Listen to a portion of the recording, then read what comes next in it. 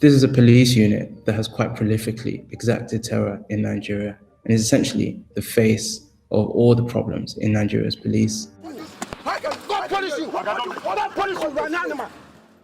It's actually called the Federal Special Anti-Robbery Squad, but commonly referred to as Sars in Nigeria.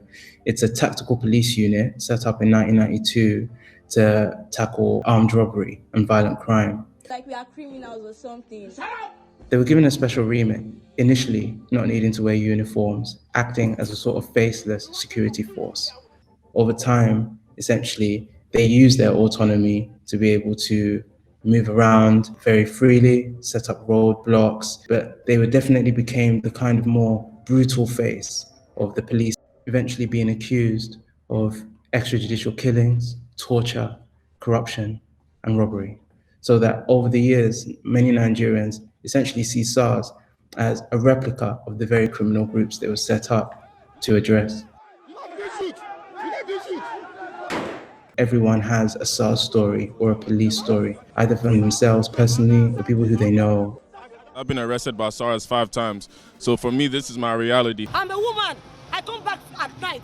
Police will tell me that when I get money to buy my vehicle, they'll call me prostitute. Stop killing our boyfriends. Stop killing our children. Stop. Mothers are crying. We've kind of reached a tipping point in Nigeria where there is a crescendo, really, of outrage at this issue. People just have had enough.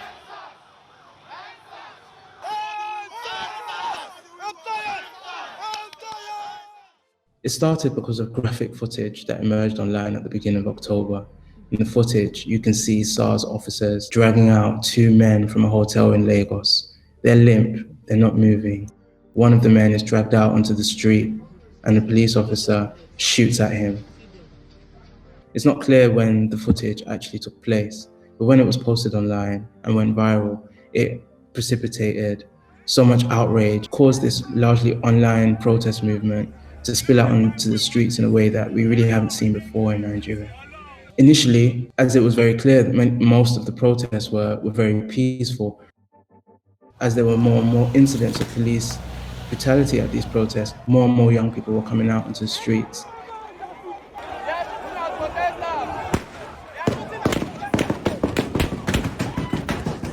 They're tear gassing us. We did nothing there. They're tear gassing us. They're tear gassing us. But we did. We did. Overwhelmingly, there's been a sense in Nigeria that the political class and the government have not really understood the ferocity of the feeling that is driving this protest and have not really engaged with the issues. Many of the protesters, as they were protesting against police brutality, were calling out diaspora figures, drawing attention to police brutality here in Nigeria, saying to them, we've seen you campaign against police brutality in the streets of London, New York, Washington. This is actually happening in Lagos. This is happening across Nigerian cities.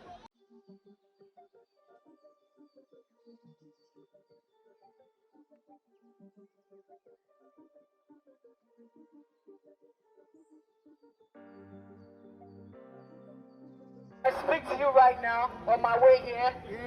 The IGP in Nigeria has disbanded SARS. There is now this promise to dissolve SARS, effective immediately, but people don't feel that the government have any track record on this issue, and that actually you can't trust what the government says when it comes to SARS. Even as these concessions have been made, there's still been footage posted on social media of operatives harassing people on the streets. This is the 5th time since 2015 when they promised reform. Everything is a process. You cannot see any SARS outside. They have disbanded them.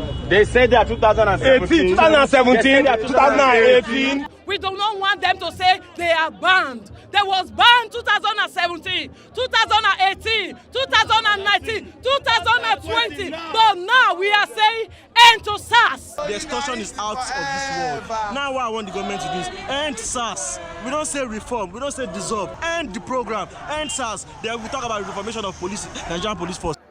One of the key aspects of this reform is that SARS officers would simply be moved to other parts of the police, which people are really frustrated about because they feel that those officers will simply replicate the same practices in other parts of the police infrastructure. And because of the police brutality that we've seen at the protests against police brutality, many of the protests are essentially now morphing into anti-police protests and anti-government protests. They are still shooting. They are still shooting. There's this mix of both euphoria, because people feel as though this protest movement that has been so organic, that has been so youth-led, and that has been one of the striking protest movement in modern Nigeria, has won these concessions. But at the same time, there's just a lot of anger and frustration and determination to make sure that these protests aren't wasted, that actually this moment births some really lasting change.